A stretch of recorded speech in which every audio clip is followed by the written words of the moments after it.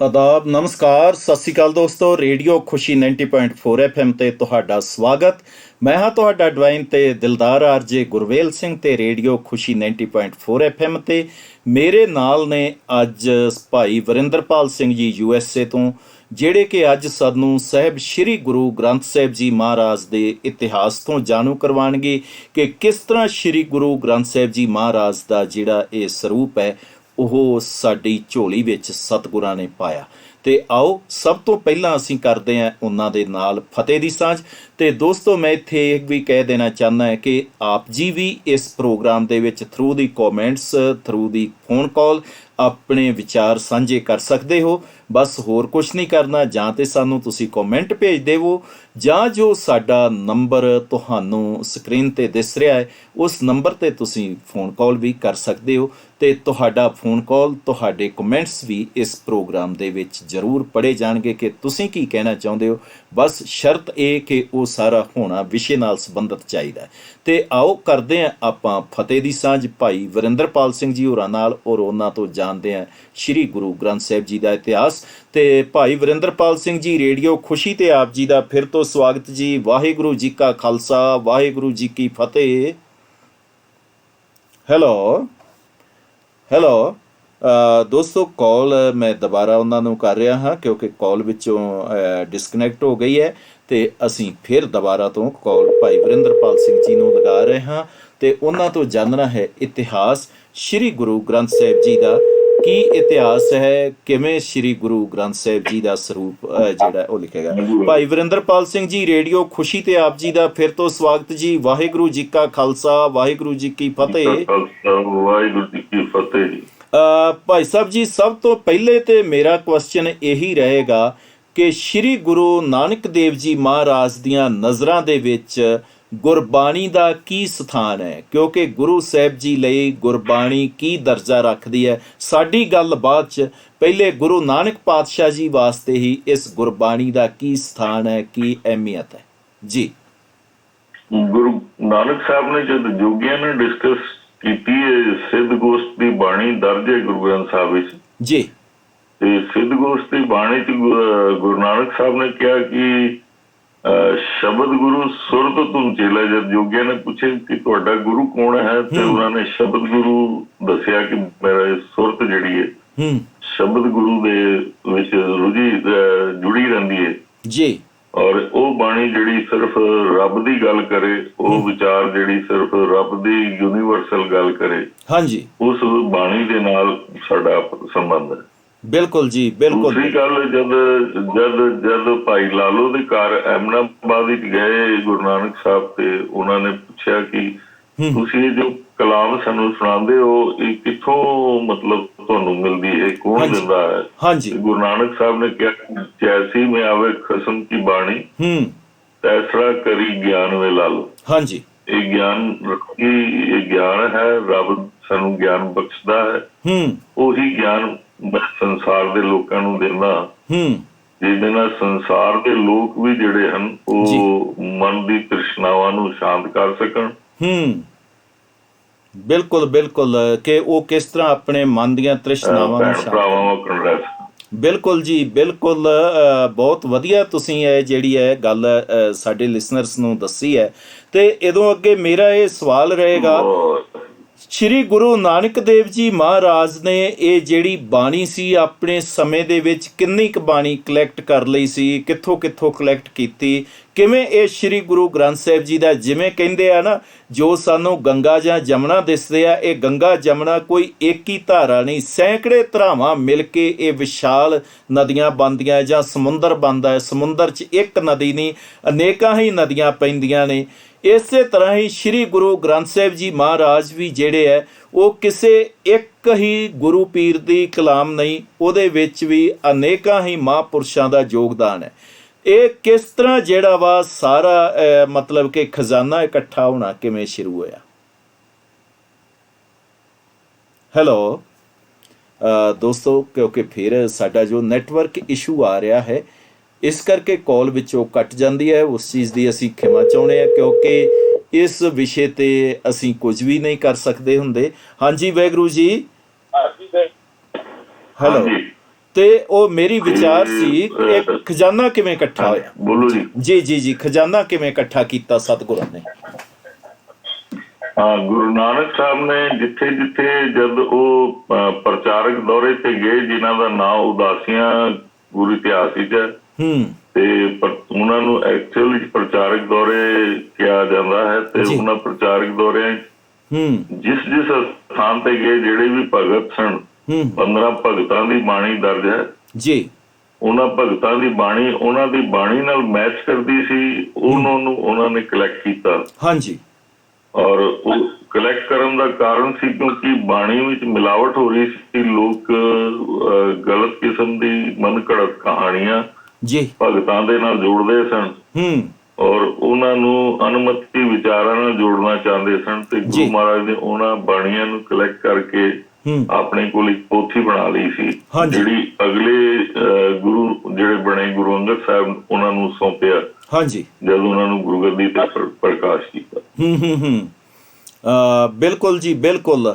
ਤੇ ਫਿਰ ਅੱਗੇ ਖਜ਼ਾਨਾ ਜਿਹੜਾ ਗੁਰੂ ਅੰਗਦ ਸਾਹਿਬ ਜੀ ਦੇ ਕੋਲ ਜਾਂਦਾ ਹੈ, ਗੁਰੂ ਅੰਗਦ ਸਾਹਿਬ ਜੀ ਕਿਸ ਤਰ੍ਹਾਂ ਇਸ ਖਜ਼ਾਨੇ ਦੀ ਸਾਂਭ ਸੰਭਾਲ ਕਰਦੇ, ਉਹਨਾਂ ਦਾ ਕੀ ਯੋਗਦਾਨ ਰਿਹਾ? ਉਹਨਾਂ ਨੇ ਫਿਰ ਆਪਣੀ ਬਾਣੀ ਜਿਹੜੀ ਉਹਨਾਂ ਨੇ ਲਿਖੀ ਸ਼ਲੋਕਾਂ ਵਿੱਚ, ਉਹਨਾਂ ਨੇ ਆਪਣੇ 62 ਸ਼ਲੋਕ ਲਿਖ ਕੇ ਉਹਦੇ ਵਿੱਚ ਸ਼ਾਮਲ ਕਰ ਲਈ। ਤੇ ਗੁਰੂ ਨਾਨਕ ਸਾਹਿਬ ਦੀ ਬਾਣੀ ਤੇ ਭਗਤਾਂ ਦੀ ਬਾਣੀ ਉਹਨਾਂ ਨੂੰ ਮਿਲੀ ਸੀ, ਉਹ ਸਾਰੀ ਇੱਕ ਪੋਥੀ ਦੇ ਰੂਪ ਵਿੱਚ ਦਰਜ ਕੀਤੀ ਹੋਈ ਸੀ। ਤੇ ਉਹ ਪੋਥੀ ਜਿਹੜੀ ਹੈ ਗੁਰੂ ਅਮਰਦਾਸ ਜੀ ਨੂੰ ਸੌਂਪੀ ਜਦ ਗੁਰਗੱਦੀ ਤੇ ਉਹਨਾਂ ਨੂੰ ਵਿਰਾਜਮਾਨ ਕੀਤਾ ਜੀ। ਔਰ ਗੁਰੂ ਬਣਾਉਣ ਵਾਸਤੇ ਇੱਕ ਪ੍ਰੋਸੈਸ ਹੁੰਦਾ ਸੀ, ਉਸ ਪ੍ਰੋਸੈਸ ਵਿੱਚੋਂ ਸਾਰੇ ਸਿੱਖਾਂ ਨੂੰ ਨਿਕਲਣਾ ਪੈਂਦਾ ਸੀ। ਇਹ ਨਹੀਂ ਸੀ ਕਿ ਪੁੱਤਰ ਗੱਦੀ ਤੇ ਬੈਠੇਗਾ ਜਾਂ ਇਹ ਵੀ ਨਹੀਂ ਕੋਈ ਰਿਸ਼ਤੇਦਾਰ ਜਾਂ ਕੋਈ ਖਾਸ ਚੇਲਾ ਬੈਠੇਗਾ, ਭਾਵੇਂ ਉਹ ਅਗਿਆਨੀ ਹੋਵੇ, ਉਸ ਨੂੰ ਇਸ ਤਰ੍ਹਾਂ ਗੁਰੂ ਨਾਨਕ ਦੀ ਗੱਦੀ ਨਹੀਂ ਮਿਲਦੀ। ਬਿਲਕੁਲ ਬਿਲਕੁਲ, ਬਹੁਤ ਵਧੀਆ। ਗੁਰੂ ਨਾਨਕ ਵਰਗਾ ਹੁੰਦਾ ਸੀ, ਉਹਨਾਂ ਦੀ ਸਿੱਖਿਆ ਦੀ ਪਰਖ ਵਿੱਚੋਂ ਨਿਕਲਣਾ ਪੈਂਦਾ। ਹਾਂਜੀ ਬਿਲਕੁਲ, ਕਿਉਂਕਿ ਗੁਰਬਾਣੀ ਦੀ ਜਿਹੜੀ ਹੈ ਗੱਦੀ ਹੈ, ਇਹ ਕੋਈ ਮਾਲਕੀਅਤ ਨਹੀਂ, ਇਹ ਤੇ ਰੱਬ ਦੀ ਬਖਸ਼ਿਸ਼ ਹੈ। ਤੇ ਉਹ ਗੁਰਬਾਣੀ ਵੀ ਕਹਿੰਦੀ ਹੈ ਕਿ ਜਿਸ ਨੂੰ ਮਤਲਬ ਕਿ ਉਹ ਪਰਮਾਤਮਾ ਆਪ ਬਖਸ਼ੇ ਬਖਸ਼ਿਸ਼ ਉਹੀ ਲੈ ਸਕਦਾ ਹੈ, ਦੂਸਰਾ ਬੰਦਾ ਇਸ ਦਾ ਵਾਰਸ ਨਹੀਂ ਹੋ ਸਕਦਾ। ਇਹ ਤਾਂ ਉਹ ਗੱਲ ਹੁੰਦੀ ਹੈ ਜਿਵੇਂ ਕਹਿੰਦੇ ਆ ਦਾਤੀ ਸਾਹਿਬ ਸੰਧੀਆਂ ਇੱਕ ਨਾ ਚੱਲੇ ਨਾਲ, ਇੱਕ ਜਗੰਦੇ ਨਾਲ ਹਨ, ਇੱਕ ਨਾ ਸੁੱਤਿਆਂ ਦੇ ਉਠਾਲ। ਇਹ ਤੇ ਸੁੱਤਿਆਂ ਨੂੰ ਉਠਾਲ ਕੇ ਦੇਣ ਲਈ ਕੈਪੇਬਲ ਹੋਣਾ ਪੈਂਦਾ। ਇਹਦੇ ਵਾਸਤੇ ਪੁੱਤਰ ਨਹੀਂ ਕੈਪੇਬਲ ਸੀ, ਉਹਨਾਂ ਨੂੰ ਨਹੀਂ ਮਿਲੀ, ਸਿੱਖ ਕੈਪੇਬਲ ਹੋ ਗਏ ਔਰ ਉਹ ਸਿੱਖਾਂ ਨੂੰ ਮਿਲ ਗਈ। ਇਹ ਤਾਂ ਗੁਰੂ ਦੀ ਰੱਬ ਦੀ ਬਖਸ਼ਿਸ਼ ਹੈ, ਉਹ ਜਿਸ ਤਰ੍ਹਾਂ ਮਿਲਣੀ ਹੈ। ਤਾਂ ਵੀਰ ਜੀ, ਇਹਦੋਂ ਅੱਗੇ ਸਵਾਲ ਇਹ ਆਉਂਦਾ, ਤੁਸੀਂ ਗੁਰੂ ਅੰਗਦ ਸਾਹਿਬ ਦੀ ਗੱਲ ਕਰ ਲਈ, ਹੁਣ ਤੁਸੀਂ ਇਹਦੇ ਬਾਰੇ 'ਚ ਇਹ ਵੀ ਦੱਸੋ ਕਿ ਇਹ ਜਿਹੜੀ ਬਾਣੀ ਸੀ ਉਹ ਅੱਗੇ ਗੁਰੂ ਅਮਰਦਾਸ ਜੀ ਦਾ ਇਹਦੇ ਵਿੱਚ ਕੀ ਰੋਲ ਰਿਹਾ? ਉਹਨਾਂ ਨੇ ਪ੍ਰਚਾਰ ਵੀ ਕੀਤਾ, 22 ਮੰਜੀਆਂ 72 ਪੀੜੇ ਬਣਾ ਕੇ, ਹੋਰ ਵੀ ਬਹੁਤ ਕੁਛ ਹੋਇਆ। ਗੁਰੂ ਅੰਗਦ ਸਾਹਿਬ ਜੀ ਜਿਹੜੇ ਹਨ, ਉਹਨਾਂ ਨੇ ਆਪਣੀ ਬਾਣੀ ਲਿਖ ਕੇ ਅੱਗੇ ਗੁਰੂ ਅਮਰਦਾਸ ਜੀ ਨੂੰ 11 ਸਾਲ ਉਹਨਾਂ ਨੂੰ ਉਸ ਪ੍ਰੀਖਿਆ ਵਿੱਚੋਂ ਨਿਕਲਣਾ ਪਿਆ ਜੀ, ਕਿਉਂਕਿ ਉਹ ਸਨਾਤਨੀ ਵਿਚਾਰਧਾਰਾ ਦੇ ਧਾਰਨੀ ਸਨ। ਤੇ ਤਕਰੀਬਨ 19 ਵਾਰ ਉਹ ਹਰਿਦੁਆਰ ਪੈਦਲ ਯਾਤਰਾ ਪੰਜਾਬ ਤੋਂ ਆਏ ਸਨ ਜੀ। ਤੇ ਉਹ ਸਾਰਾ ਉਹ ਕੰਮ ਕਰਦੇ ਸਨ ਜਿਹੜਾ ਸਨਾਤਨੀ ਵਿਚਾਰਧਾਰਾ ਚ ਹੁੰਦਾ ਸੀ, ਯੱਗ ਕਰਨੇ ਤੇ ਤੀਰਥਾਂ ਤੇ ਘੁੰਮਣਾ ਜੀ। ਤੇ ਗੁਰਮਤ ਦੇ ਹਿਸਾਬ ਨਾਲ ਤੀਰਥਾਂ ਤੇ ਜਾਣਾ ਜਾਂ ਯੱਗ ਕਰਨੇ ਇਹ ਪ੍ਰਵਾਨ ਨਹੀਂ ਹੈ, ਕਿਉਂਕਿ ਤੀਰਥ ਗੁਰੂ ਦੇ ਗਿਆਨ ਤੋਂ ਬਿਨਾਂ ਗੁਰੂ ਅੰਗਦ ਸਾਹਿਬ ਕਹਿੰਦੇ ਨੇ ਕਿ ਸਾਨੂੰ ਇਹ ਸਮਝ ਨਹੀਂ ਆ ਸਕਦੀ ਜੀ। ਜਿਸ ਤਰ੍ਹਾਂ ਬਾਣੀ ਚ ਆਸਾ ਕੀ ਵਾਰ ਦੀ ਬਾਣੀ ਅਸੀਂ ਪੜ੍ਹਦੇ ਹਾਂ, ਗੁਰੂ ਅੰਗਦ ਸਾਹਿਬ ਦੇ ਸ਼ਲੋਕ ਨੂੰ, ਜੇ ਸੋ ਚੰਦਾ ਉਗਵੇ ਸੂਰਜ ਚੜੇ ਹਜ਼ਾਰ, ਇੱਥੇ ਚਾਨਣ ਹੁੰਦੇ ਨੇ ਗੁਰਬਿੰਦ ਘੋਰ ਅੰਧਾਰ ਜੀ। ਤੇ ਗੁਰਬਾਣੀ ਦਾ ਫਿਰ ਉੱਥੇ ਵੀ ਜ਼ਿਕਰ ਆ ਗਿਆ ਕਿ ਗੁਰਬਾਣੀ ਤੋਂ ਬਿਨਾਂ ਸਾਨੂੰ ਗਿਆਨ ਨਹੀਂ ਮਿਲ ਸਕਦਾ। ਤੇ ਗੁਰੂ ਅਮਰਦਾਸ ਜੀ ਦੀ ਫਿਰ ਪੂਰੀ ਪ੍ਰੀਖਿਆ ਹੋਈ, ਉਹਨਾਂ ਨੇ ਆਪਣੇ ਜੀਵਨ ਦੇ ਹਰ ਇੱਕ ਪਲ ਨੂੰ ਗੁਰਬਾਣੀ ਦੇ ਸਾਂਚੇ ਵਿੱਚ ਢਾਲਿਆ।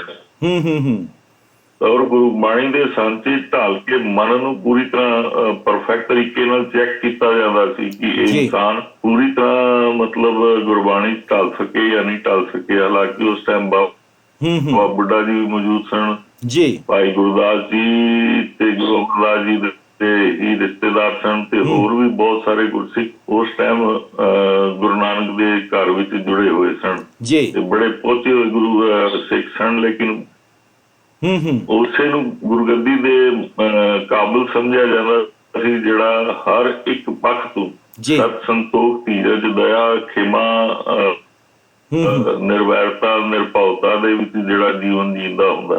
ਤੇ ਇਹ ਫਿਰ ਗੁਰੂ ਅੰਗਦ ਸਾਹਿਬ ਨੇ, ਕਿਉਂਕਿ ਗੁਰੂ ਅੰਗਦ ਸਾਹਿਬ ਦੇ ਉਹ ਕੁੜਮ ਲੱਗਦੇ ਸਨ, ਉਹਨਾਂ ਦੀ ਬੇਟੀ ਦੀ ਸ਼ਾਦੀ ਬੀਬੀ ਅਮਰੋ ਜੀ ਦੀ ਗੁਰੂ ਅਮਰਦਾਸ ਜੀ ਦੇ ਭਤੀਜੇ ਨਾਲ ਹੋਈ ਸੀ। ਹਾਂਜੀ ਤੇ ਉਹਨਾਂ ਨੂੰ ਉਹ ਇਸ ਕਰਕੇ ਰਿਸ਼ਤੇ ਵਿੱਚ ਜੇ ਦੇਖਿਆ ਜਾਏ ਸੰਸਾਰੀ ਤੌਰ ਤੇ ਬੜੀ ਉੱਚੀ ਸਮਝਿਆ ਜਾਂਦਾ ਸੀ ਕਿ ਲੜਕੇ ਵਾਲੇ ਤੇ ਲੜਕੇ ਵਾਲਾ ਹੰਕਾਰ ਵਿੱਚ ਆਉਂਦਾ ਸੀ ਲੜਕੀ ਵਾਲੇ ਦੇ ਘਰ ਕਿ ਅਸੀਂ ਤੇ ਮਤਲਬ ਲੜਕੇ ਵਾਲੇ ਹਾਂ। ਬਿਲਕੁਲ ਇਹ ਅੱਜ ਵੀ ਹੰਕਾਰ ਦਾ ਸਿਸਟਮ ਵੀ ਤੋੜ ਦਿੱਤਾ ਗੁਰੂ ਨਾਨਕ ਦੇ ਘਰ ਨੇ ਕਿ ਸਾਰੇ ਅਸੀਂ ਬਰਾਬਰ ਹਾਂ, ਕੋਈ ਲੜਕੀ ਜਾਂ ਕੋਈ ਲੜਕਾ ਵੱਖਰੇ ਵੱਖਰੇ ਨਹੀਂ ਹਨ। ਤੇ ਉੱਥੇ ਉਹ ਉਹਨਾਂ ਕੋਲ ਉਹਨਾਂ ਨੂੰ ਮੱਥਾ ਵੀ ਟੇਕਦੇ ਹਨ, ਨਮਸਕਾਰ ਕਰਦੇ ਹਨ ਤੇ ਆਪਣੇ ਕੁੜਮ ਦੇ ਘਰ, ਹਾਲਾਂਕਿ ਉਹ ਕੋਈ ਗਰੀਬ ਨਹੀਂ ਸਨ, ਅਮੀਰ ਸਨ, ਘਰੋਂ ਅਮੀਰ ਹੋਣ ਦੇ ਨਾਲ ਹੀ ਪੂਜਾ ਜਾਂ ਸਨਾਤਨੀ ਵਿਚਾਰ ਅਪਣਾਇਆ ਜਾ ਸਕਦਾ, ਗਰੀਬ ਬੰਦਾ ਅਪਣਾ ਹੀ ਨਹੀਂ ਸਕਦਾ। ਤੇ ਜਿਹੜਾ ਤੀਰਥਾਂ ਤੇ ਭਰਮਣ ਕਰ ਰਿਹਾ ਜਾਂ ਖਰਚੇ ਕਰ ਰਿਹਾ। ਸੋ ਗੁਰੂ ਅਮਰਦਾਸ ਪਾਤਸ਼ਾਹ ਨੇ ਉਸ ਤੇ ਗੁਰੂ ਅੰਗਦ ਸਾਹਿਬ ਪਾਤਸ਼ਾਹ ਨੇ ਉਸ ਪਰੰਪਰਾ ਨੂੰ ਵੀ ਖਤਮ ਕੀਤਾ, ਜਿਸ ਤਰ੍ਹਾਂ ਗੁਰੂ ਨਾਨਕ ਸਾਹਿਬ ਨੇ ਇੱਕ ਪਰੰਪਰਾ ਖਤਮ ਕੀਤੀ ਕਿ ਵੱਡਾ ਪੁੱਤਰ ਹੀ ਵਾਰਿਸ ਬਣ ਸਕਦਾ। ਗੁਰੂ ਨਾਨਕ ਦੀ ਘਰ ਵਿੱਚ ਗਿਆਨ ਔਰ ਵਿਵੇਕ ਜਿਹੜਾ ਹੈ ਇਸ ਦਾ ਵਾਰਿਸ ਉਹੀ ਬਣ ਸਕਦਾ ਹੈ ਜਿਹੜਾ ਗਿਆਨ ਪ੍ਰਾਪਤ ਕਰੇ। ਜਿਸ ਤਰ੍ਹਾਂ ਮੈਂ ਕਬੀਰ ਜੀ ਦੀ ਗੱਲ ਕੀਤੀ ਕਿ ਧਰਮ ਦੀ ਪਰਿਭਾਸ਼ਾ ਗਿਆਨ ਦੇ ਨਾਲ ਜੁੜੀ ਹੈ ਔਰ ਗਿਆਨ ਕਿਸੇ ਨੂੰ ਹਰਾਉਣ ਵਾਸਤੇ ਨਹੀਂ ਆਉਂਦਾ। ਸੰਸਾਰ ਦੇ ਲੋਕ ਗਿਆਨ ਲੈਂਦੇ ਨੇ ਕਿ ਮੈਂ ਬੜੀ PhD ਕੀਤੀ ਜਾਂ MPhil ਕੀਤੀ ਤੇ ਮੈਂ ਬੜੀਆਂ ਕਿਤਾਬਾਂ ਪੜ੍ਹ ਲਈਆਂ ਤੇ ਮੈਂ ਗਿਆਨਵਾਨ ਹੋ ਗਿਆ। ਗਿਆਨ ਕਿਸੇ ਨੂੰ ਹਰਾਉਣ ਵਾਸਤੇ ਨਹੀਂ, ਗਿਆਨ ਮਨ ਨੂੰ ਸੁਧਾਰਨ ਵਾਸਤੇ ਤੇ ਪਰਮਾਤਮਾ ਦੀ ਜੋਤ ਨੂੰ ਮੰਨ ਕੇ ਸਾਰਿਆਂ ਦਾ ਪ੍ਰੇਮ ਕਰਨ ਵਾਸਤੇ। ਵੀਰ ਜੀ ਤੁਸੀਂ ਇਹ ਜਦੋਂ ਗੱਲ ਕਰ ਰਹੇ ਹੋ ਨਾ, ਜਿਹੜੀ ਇਹ ਗੱਲ ਕਰ ਰਹੇ ਹੋ, ਮੈਨੂੰ ਬੜੀ ਚੰਗੀ ਲੱਗੀ ਹੈ ਗੱਲ ਤੁਹਾਡੀ ਕਿ ਗਿਆਨ ਮਨ ਨੂੰ ਸੁਧਾਰਨ ਲਈ ਹੈ, ਕਿਸੇ ਨੂੰ ਹਰਾਉਣ ਲਈ ਨਹੀਂ। ਪਰ ਅੱਜ ਕੱਲ੍ਹ ਜੋ ਸਿੱਖ ਕਥਾਵਾਚਕ ਨੇ ਉਹਨਾਂ ਦੇ ਵਿੱਚ ਬੜਾ ਇੱਦਾਂ ਹੋ ਗਿਆ ਕਿ ਗਿਆਨ ਦੀ ਵੀ ਕੁਸ਼ਤੀ ਹੁੰਦੀ ਹੈ, ਗਿਆਨ ਦੀਆਂ ਕੁਸ਼ਤੀਆਂ ਲੜੀਆਂ ਜਾ ਰਹੀਆਂ ਸਿੱਖ ਪ੍ਰਚਾਰਕਾਂ ਵੱਲੋਂ। ਤੁਸੀਂ ਵੀ ਪ੍ਰਚਾਰਕ ਹੋ, ਕੋਈ ਕਹਿੰਦਾ ਹੈ ਆ ਜਾਓ ਮੇਰੇ ਨਾਲ ਬਹਿ ਕੇ ਵਿਚਾਰਾਂ ਕਰ ਲਓ, ਕਿਤੇ ਬਾਬਾ ਬੰਤਾ ਸਿੰਘ ਜੀ ਧੁੰਮਾ ਜੀ ਨੂੰ ਮੰਗਾ ਰਹੇ ਆ, ਕਿਤੇ ਧੁੰਦਾ ਜੀ ਨੂੰ ਮੰਗਾ ਰਹੇ ਆ, ਕਿਤੇ ਧੁੰਦਾ ਜੀ ਹੈ ਜਿਹੜੇ ਉਹ ਨਾਨਕਸਰੀਆਂ ਨੂੰ ਮੰਗਾ ਰਹੇ, ਆ ਜਾਓ ਵਿਚਾਰ ਕਰ ਲਓ। ਇਹ ਜਿਹੜੀਆਂ ਸਾਰਾ ਵਰਤਾਰਾ ਹੈਗਾ ਇਹਨੂੰ ਤੁਸੀਂ ਕਿਵੇਂ ਵੇਖਦੇ ਹੋ? ਇਹ ਸਭ ਕੁਝ ਹੰਕਾਰ ਦੇ ਵਿੱਚ ਪੈਦਾ ਹੁੰਦਾ। ਜਿਨ੍ਹਾਂ ਨੇ ਬੈਠ ਕੇ ਗੱਲ ਕਰਨੀ ਹੁੰਦੀ ਉਹ ਕਿਸੇ ਨੂੰ ਵੰਗਾਰਦਾ ਨਹੀਂ ਹੈ ਜਾਂ ਕਿਸੇ ਦੀ ਵਿਰੋਧਤਾ ਨਹੀਂ ਕਰਦਾ। ਜੇ ਸਾਨੂੰ ਕਿਸੇ ਦੀ ਗੱਲ ਚੰਗੀ ਨਹੀਂ ਲੱਗਦੀ ਤੇ ਅਸੀਂ ਉੱਥੇ ਨਾ ਜਾਈਏ।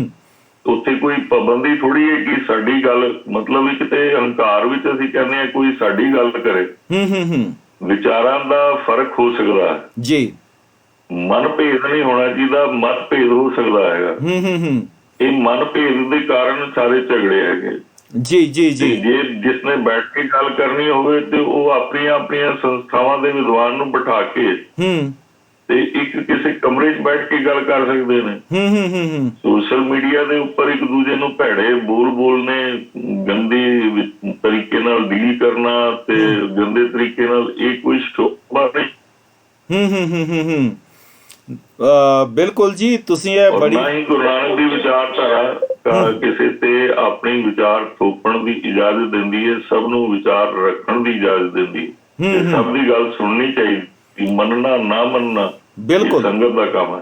ਕਿਉਂਕਿ ਗੁਰੂ ਸਾਹਿਬ ਨੇ ਆਪ ਵੀ ਤੇ ਸੁਣੀ ਹੈ, ਜਦ ਗੁਰੂ ਸਾਹਿਬ ਸਿੱਧਾਂ ਦੇ ਵਿੱਚ ਗਏ ਤੇ ਸਿੱਧਾਂ ਨੂੰ ਕੀ ਗੁਰੂ ਸਾਹਿਬ ਨੇ ਆਪਣੀ ਗੱਲ ਕਰਨ ਦਾ ਹੱਕ ਨਹੀਂ ਦਿੱਤਾ ਹੋਵੇਗਾ, ਅਧਿਕਾਰ ਨਹੀਂ ਦਿੱਤਾ ਹੋਵੇਗਾ। ਜਦ ਗੁਰੂ ਨਾਨਕ ਸਾਹਿਬ ਜੀ ਮੌਲਵੀਆਂ ਮੁਲਾਣਿਆਂ ਕੋਲ ਗਏ ਹੋਣਗੇ, ਮੱਕੇ ਗਏ ਹੋਣਗੇ, ਤੇ ਗੁਰੂ ਸਾਹਿਬ ਜੀ ਦਾ ਮੱਕੇ ਵੀ ਡਾਇਲੋਗ ਹੋਇਆ।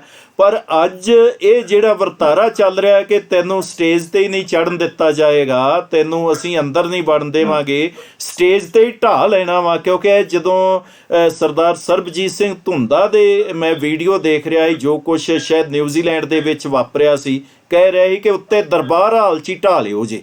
ਇੱਦਾਂ ਦੇ ਬਹੁਤ ਲਲਕਾਰੇ ਵੱਜ ਰਹੇ ਸੀ। ਅਮਰੀਕਾ 'ਚ ਵੀ ਇੱਦਾਂ ਦਾ ਕੁਝ ਹੋਇਆ ਸੀ।